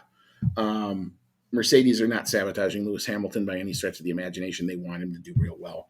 I do think we're going to see Mercedes be a factor throughout the course of the rest of this season, for sure. Podiums, potential race wins. They may be the team if McLaren or Red Bull fumble. I think they're going to be the first ones to pick it up. So I'm excited. I think if you're a Mercedes fan, you should be excited because I think you're going to see some good stuff from them for the course of the rest of the season. All right, that brings us to the end of the fan email segment. Thank you all so much for contributing. It's always fun to react to all of this. Dan has a question. Oh, he has one. He has one he wants to go. I have a question. All right. I have something to just pose the idea to. You mentioned it right at the beginning, how you and I used to do a sports podcast. So we are obviously the avid sports fan. Mm-hmm. And there's this little event happening this summer called the Olympics. So my thought heading into this podcast, because obviously this list of drivers is amazingly international. A lot of different countries represented, including some that don't usually get a lot of shine during a Summer Olympics, like a Monaco or Netherlands doesn't really get a whole lot of pub. Except for soccer. or Thailand could be represented by Albon. I know he's got a split nationality, but he could represent Thailand because obviously the UK has a fair representation. Anyway, my question is, and I will preface this by saying I know it's a motorsport primarily, and there are questions about it's a machine doing the work. Obviously, there's been a lot of commentary on how much physical just aspects the drivers need to do what they do. So there is that. Mm-hmm. And I will reference a Carlos Sainz interview that he gave, I can't remember when, maybe 2023. But he said to make F1 an Olympic sport, his suggestion was, instead of Ferrari and McLaren and Aston Martin, give all of the drivers the same make, model, the same build of a car. So it's just coming down to the actual driver's ability to control said vehicle through a given course, which you think off the top of your head, well, Verstappen's winning by 30 seconds. That's fine. But what do you think about the potential for F1 in the Olympics? You wouldn't have F1 as you have it. What you would basically have is something like in the US, what was used to be called the Race of Champions. Race of Champions was something that would go to different NASCAR circuits back in the mid to late 90s. Exact kind of concept. Stock cars, same setup, no differentiation, randomized chassis based on luck of the draw. You would put the drivers in, send them out. They could work with a pit crew to optimize the setup and how they like to drive a little bit. But they had nothing competitive in equipment that was any different across. It just came down to how did you want to set up your car and how could you drive your car? I love the Race of Champions as an idea. The issue that I had with it and why it didn't get more international flair is they went to a lot of NASCAR tracks that were ovals. And in Europe, ovals tend to be a little more scary towards European drivers. Don't like to try to do ovals because they think we're kind of a little crazy in the US because we send cars going 230 miles an hour into turn 1 at Indianapolis every May. And even the great Michael Schumacher never competed in the Indy 500 because he thought that was crazy. So if you did that with a road course, it's a lot safer. Now, you'd have to come up with some sort of standardized set of components. You could look at certain things like you could give everybody an F2 chassis, which are stock parts. You could give everybody an F3 chassis if you wanted the speeds to be lower. I don't think anybody wants that. You could try that. It's something that has been bandied about. It's been debated. This is not a new... You haven't come up with a new concept, but it's a concept that has been talked about. And I think it comes up when we get to around Olympic time. Would we like to see some form of motorsport? The debate's going to come, how do you make it the most inclusive? Do you just do it for F1 drivers? What about IndyCar drivers? What about NASCAR drivers? What about rally drivers? Different skill sets of motoring. That's where the debate's really going to figure out, because you have to, would you do a rally portion, road course portion, maybe in a small oval portion, like you do with bicycle racing? Right. You have indoor, outdoor, road course, time trial, group pack, all of that. Yeah. You could even have it to where different distances, different, like the swimming. You have 50 meter, 100 meter medleys, all sorts of that stuff. Olympics aren't usually super willing to bet the farm on new sports. They like to start one form, one thing. If it works, great. Now we'll have discussions. Exactly. Yeah. So that is where I think why we haven't ever seen a big movement towards it, because it's all of these questions that pop up. Once you bring in that into the discussion, well, what do you really do? How do you define really the fastest motorsport driver? Because there are so many different forms of competition. And what's better and what's worse. You'd have to do it in that specific discipline. Correct. And you'd have to make sure who's ever putting these cars together, like, it can't be Ferrari, it can't be McLaren, because if Carlos Sainz is racing in a car that's built by Ferrari, he might have an inherent advantage. You can't have Adrian Newey doing the setup for car 1 and high school or college aerodynamicists doing the setup for car number 4. Right. It's just not going to work that way. So how do you standardize it? How does that work? There's a lot of that type of red tape. Who's going to be the referee? Is it the FIA? Is it more of a U.S. based? Are you telling me there's money in politics that might be involved in the Olympics? You think? You think? It's a fascinating idea, but the more that you peel it back, I have probably 5 times more questions than I have good answers. And I don't think unless they picked the dartboard and said, we're going to do this, and everybody who wants to enter can, you're going to have a problem. The other thing you're going to have a problem, because all of these sports their calendars come out far, far in advance and have contracts. How are you going to do this with an Olympic break? You don't have it, really. The only time you're going to do that is, I think the Olympics are late July, early August? That's going to infringe on summer breaks. So you're going to ask these staffs, whoever, to give up the only window they have between March and October. They get 4 weeks off in the summer.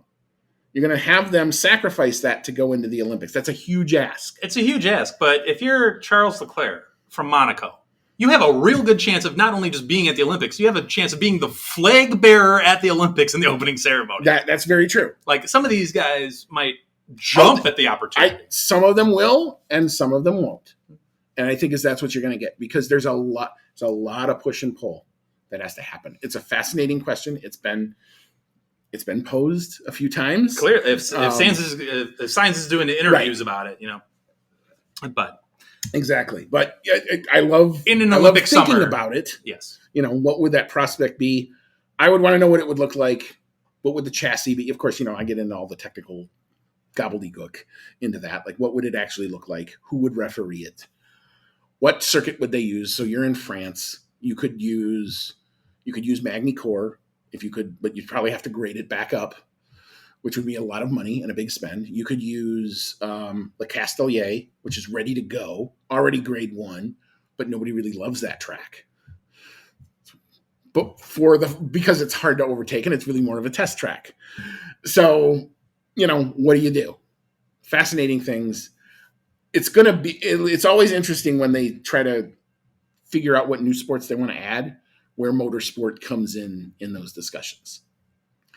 And it's not, I don't think it's as easy as you just turn a key and you say, they're going to do this, because there's going to be a lot of complaining from a lot of different stakeholders. But good question. I love getting into the deep end. We used to do questions like this about different sports all the time. So I feel like I'm home again in a certain way, but thank you very much for that contribution. All right, so we're going to get into our awards, and we're going to start with what we call the Rubbish Award. Did you see anything that kind of irked you that said, why the hell did they do that? Or something that, like, this was bad? Was there anything you saw in the course of the race where you went, boy, that's just bad? I think the only thing that I particularly had that thought of was and I had already mentioned it in the mid part, was I wish they had showed some of the back end more and more of the substantial action that was going on in the back, because Verstappen is great, but he doesn't provide the most exciting races most of the time because he's usually so far out ahead. I'm like, I don't really see the one overtake in the last 10 minutes. I want to see the 13 overtakes that are happening every lap. That's one thing, just from a viewer point of view. Also, give me more of the POVs of the drivers. That's a great POV. Oh, some of those shots are amazing. Yeah. Some of them weren't working. And ironically enough, one of the ones that wasn't working a lot was Lando's, which was annoying the crap out of me because it kept coming in and out and it kept dropping, but you could still hear the radio. So at least I knew what the communication was. But I'm like, wait, where does picture go? No, I don't know what's going on. I'm lost. And then it would finally come back on. I'm like, oh, thank God. But then it would come in all pixelated, and F1 TV got to get that stuff right. But anyway, I have two things for the rubbish. My on track one, and I kind of alluded to this when we were talking about qualifying in that free practice 3 mess. When is it okay to road rage in F1? Because that's really bad. You probably shouldn't do that with cars that could be turned into weapons, and why there wasn't any action taken by the stewards on either of those situations. Lance Stroll did it.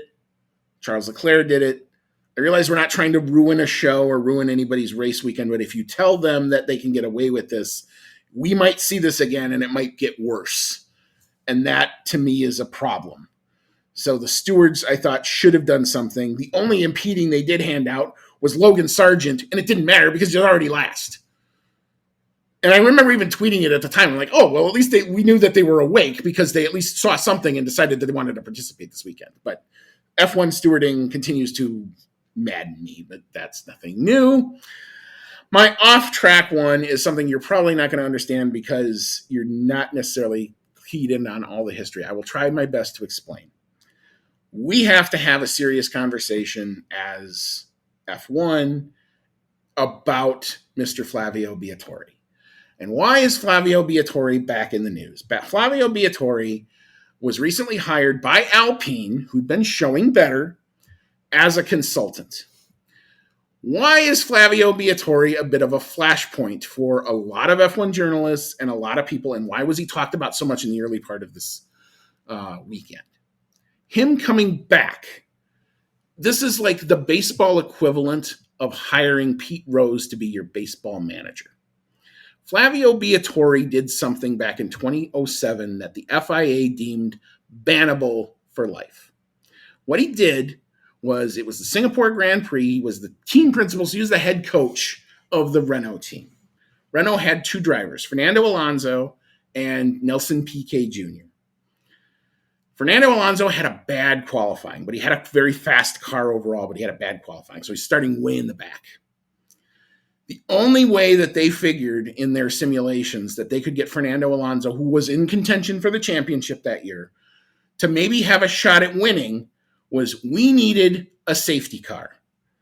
Specifically, we needed a safety car right around the end of the first stint so he could come in and pit, change his tires, put some fuel in the car. This is when they still refueled, and get out in front of his competitors. What Flavio Briatore did was he pulls his junior driver, Nelson Piquet Jr., aside and says, I'm going to give you a code.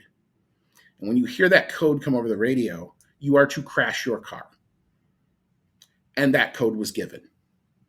And Nelson Piquet Jr. caused a safety car. And Fernando Alonso benefited from said safety car and went on to win the race. 6 months later, Nelson Piquet Jr. doesn't get picked up by Renault in a contract and gets a little pissed off and turns around and tells his story to a waiting media. And a huge kerfuffle breaks out of this. So much so that it is referred to in F1 circles as Crashgate. So you can Google Crashgate and you'll know all about this story. There's been lots of content produced about this story. Flavio Briatore was banned by the FIA president Max Mosley at the time for life. He was not to be able to participate, be on a grid, not to be able to work for, be employed by, consult for any F1 team. In 2012, I want to say, Briatore sued the FIA in, I think, a German court. I may get this wrong. It's a German or a French court. He got the ban overturned. So he was able to then be back in a capacity. Now, he had not been hired by any team. Alpine, who had been at the back and have had a really rough go the last couple of years, have now decided to hire this man as a consultant. This is the equivalent of hiring Pete Rose. Can Flavio Briatore do the job and be a smart guy? Absolutely. What signal does that send to the masses who watch this sport on a daily or weekly basis? That someone who does something that is bannable for life can now just come back like nothing's happened? And when questioned about it, Bruno Famine, the Alpine team principal, just says, I'm only focused on the future?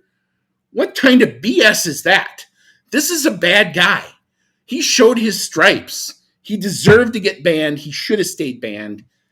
It goes in the rubbish bin for me. I'm really disappointed in Alpine. How does that get overturned? It's an organization. They're allowed to. It was a technicality in that they said they overreached their authority.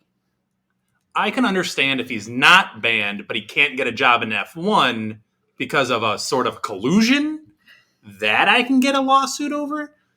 But if they decide as an organization to like if Pete Rose, you bring up, if he sues Major League Baseball, I don't think that goes anywhere because doesn't go anywhere in American court. They either found a judge or I don't exactly know the mechanics of the case. I'd have to dig into that to actually know what his argument was. And when it came out at the time, I don't think anybody really mattered because he was still kind of blackballed in F1 circles. Nobody was going to hire him anyway.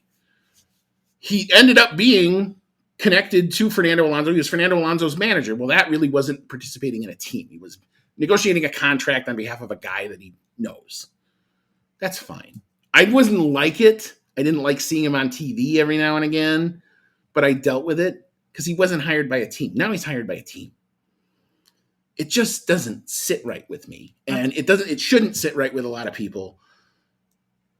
I've been an outspoken critic of that guy. To me, I think what he did was way over the line. He should have stayed banned. It's kind of bad on Alpine for doing this, and I think it's going to be a bad look moving forward. But I apparently appear to be in the minority because everybody was asked about it and said, well, maybe we should give the guy a second chance. I don't think so. I don't think telling a guy to go crash your car is ever forgivable, especially in this sport. But anyway, I digress. Rant over. We shall move into analysis paralysis, which is our strategy decision. I'll let you go first, Dan, here. Did you have anything that, from a strategy standpoint, that surprised you or made you go, huh? Look, I'm not going to pretend to know all of the ins and outs of F1 strategy and their decision on tires. And I already mentioned it was an interesting kind of analysis to see the one pit have a tire change and then tell the crew, like, hey, this ain't working, and then the other driver gets the benefit. There's that. As far as specific details, no. It's just interesting to hear the crew and the driver go back and forth. And especially, I'm going to go back to that Albon conversation where he's like, I'm sorry, what just happened to my car? And they're like, don't worry about it. And he's like, no, don't give me that answer. And then cut off. Right. Oops, we don't want to say it on international television. I would love to eavesdrop on that post-race conversation. I can't imagine he's going to be very PC. I would love to have a microphone in some of the debriefs that happen after the race. He seemed livid. Yeah. But even some of the others, like there was a moment where Verstappen was a little spicy with his crew about like a decision that they made to, I forget what the even thing was, but he was a little spicy. And the commentators noticed like, oh, he's stressed. Mm-hmm. He's actually stressed. Whereas like Lando Norris on his were just like, I'm cool. That's when Lando gets upset, you know it's something bad because I've listened to enough of him. Like I can kind of tell. I can tell one when he's just kind of resigned to his fate, and he wasn't resigned to his fate here. He was in it. He was engaged, but he's generally pretty chill on the radio. When he gets upset, you know something got screwed up. And then you just kind of go, oh, okay, what are they going to say? What's the post-race? What happened there? Because I don't necessarily get it. And McLaren likes to use a lot of code.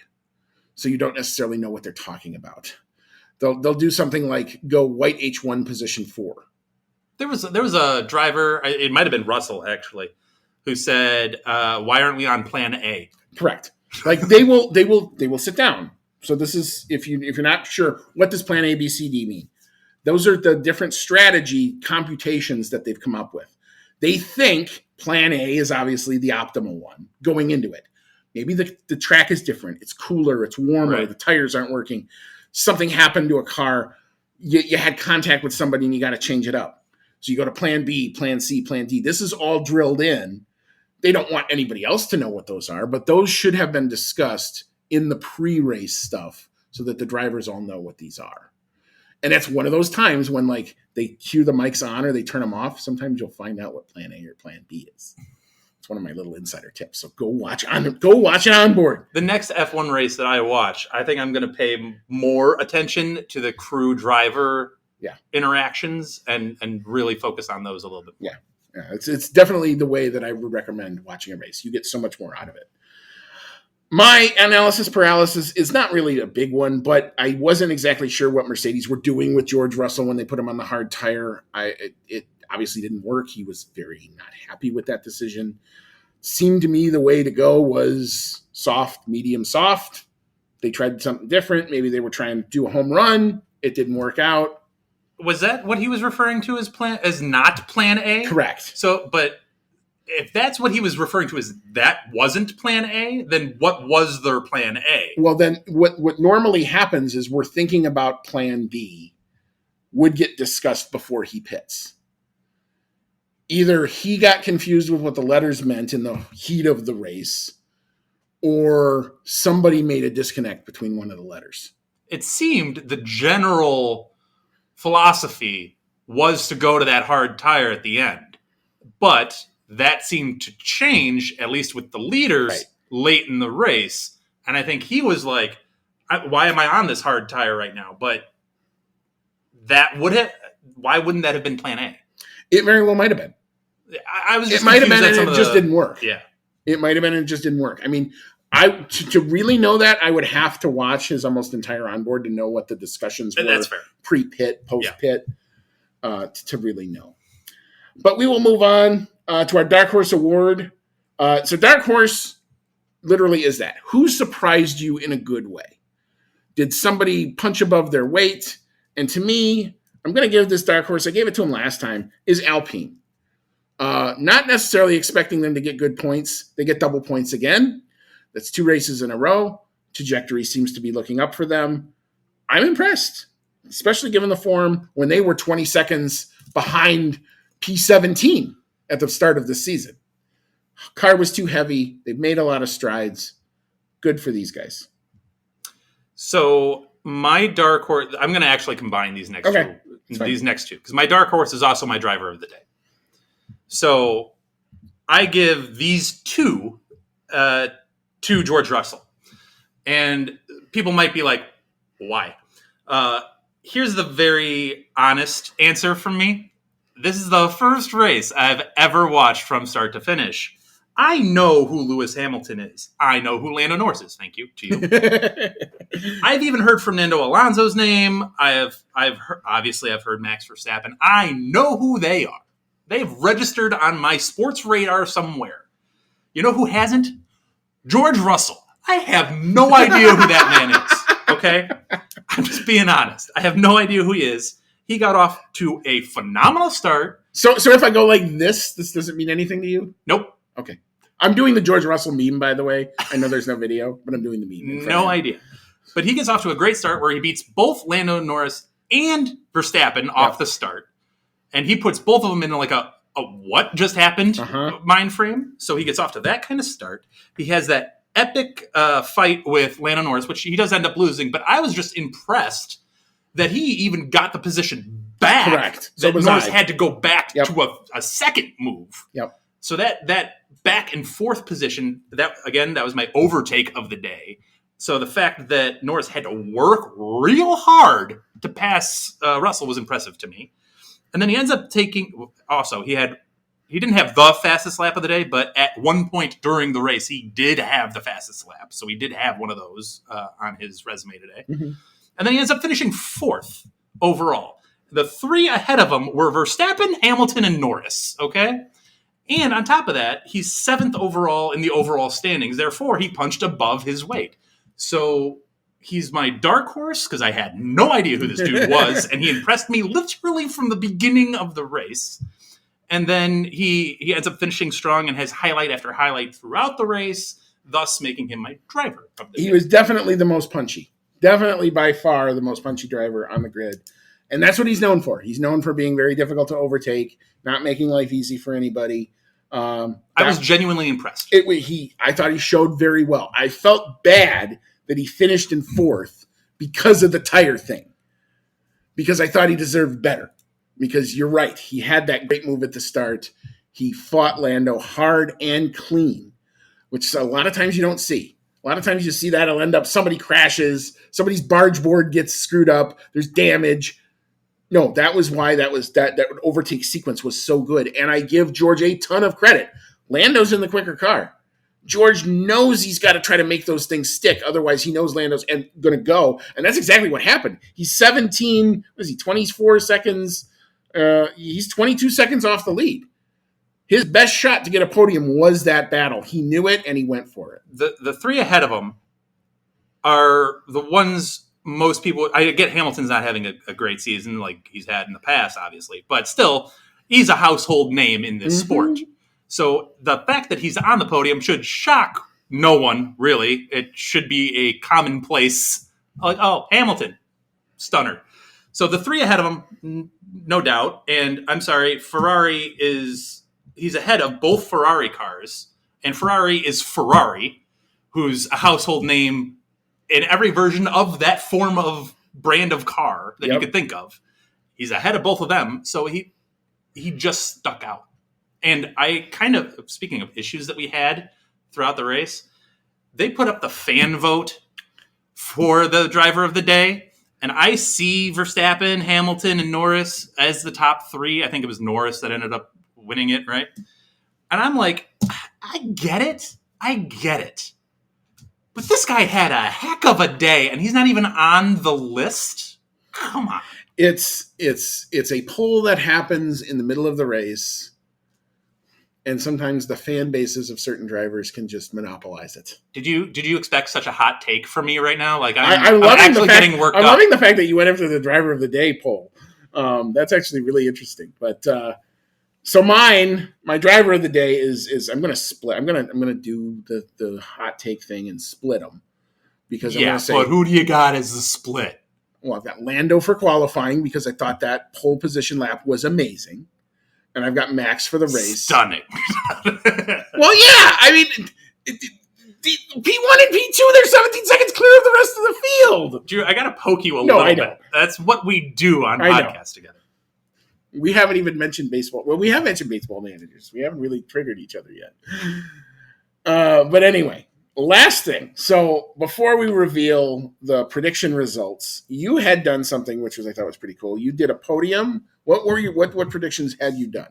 Pre-watching, previewing. I just called you out for having Lando and Max as your drivers of the day, and I definitely went for chalk at the beginning.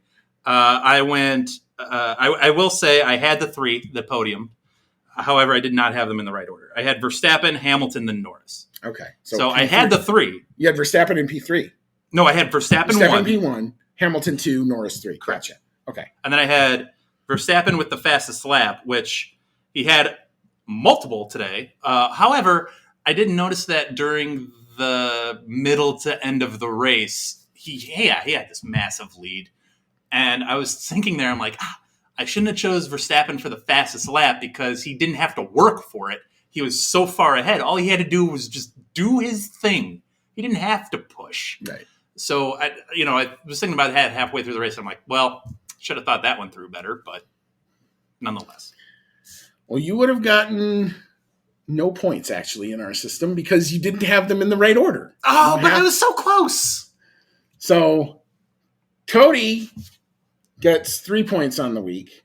Predictions are better than they were in Canada. I beat Cody last time for Canada 2-1. That was a bad week. We have like 7 categories. We only scored 3 points crossing. That was bad. We're a little bit better this week. Cody had 3 points. He got Max on the win, so he gets P1 on the podium. He got the fastest quali time because his was faster.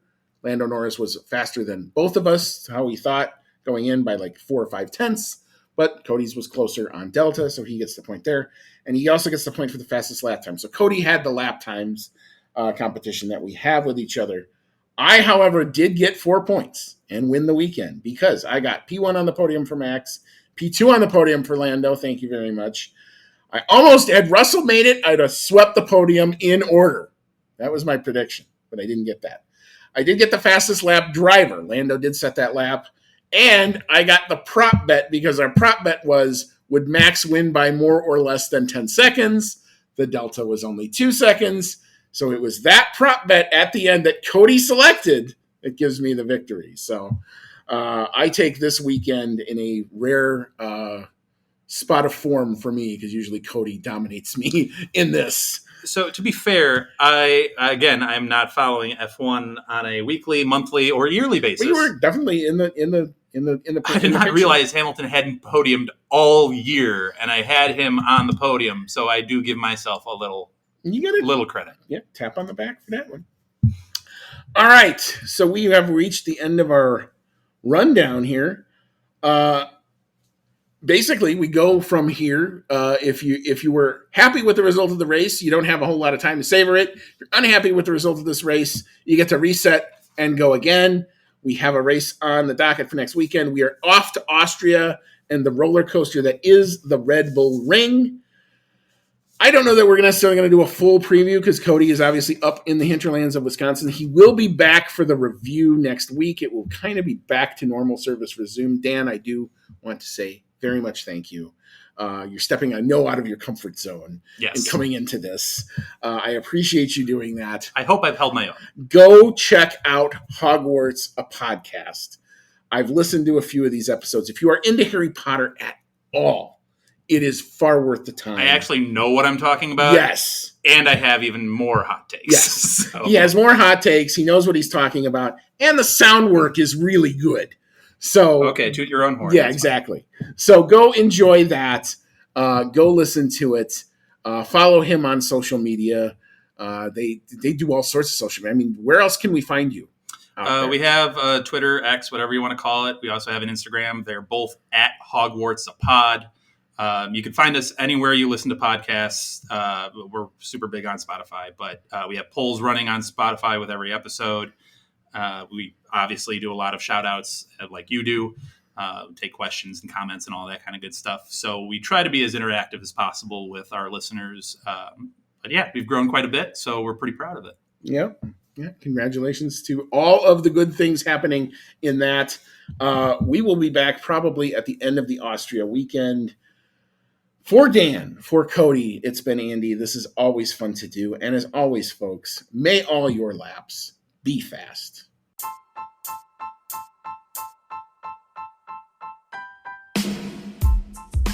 Thank you for listening to today's episode of the Outlap F1 podcast. If you like what you heard, click that subscribe button and be sure to leave us a 5-star review. If you want to connect with us outside of the show, check out our website at www.outlapf1.com.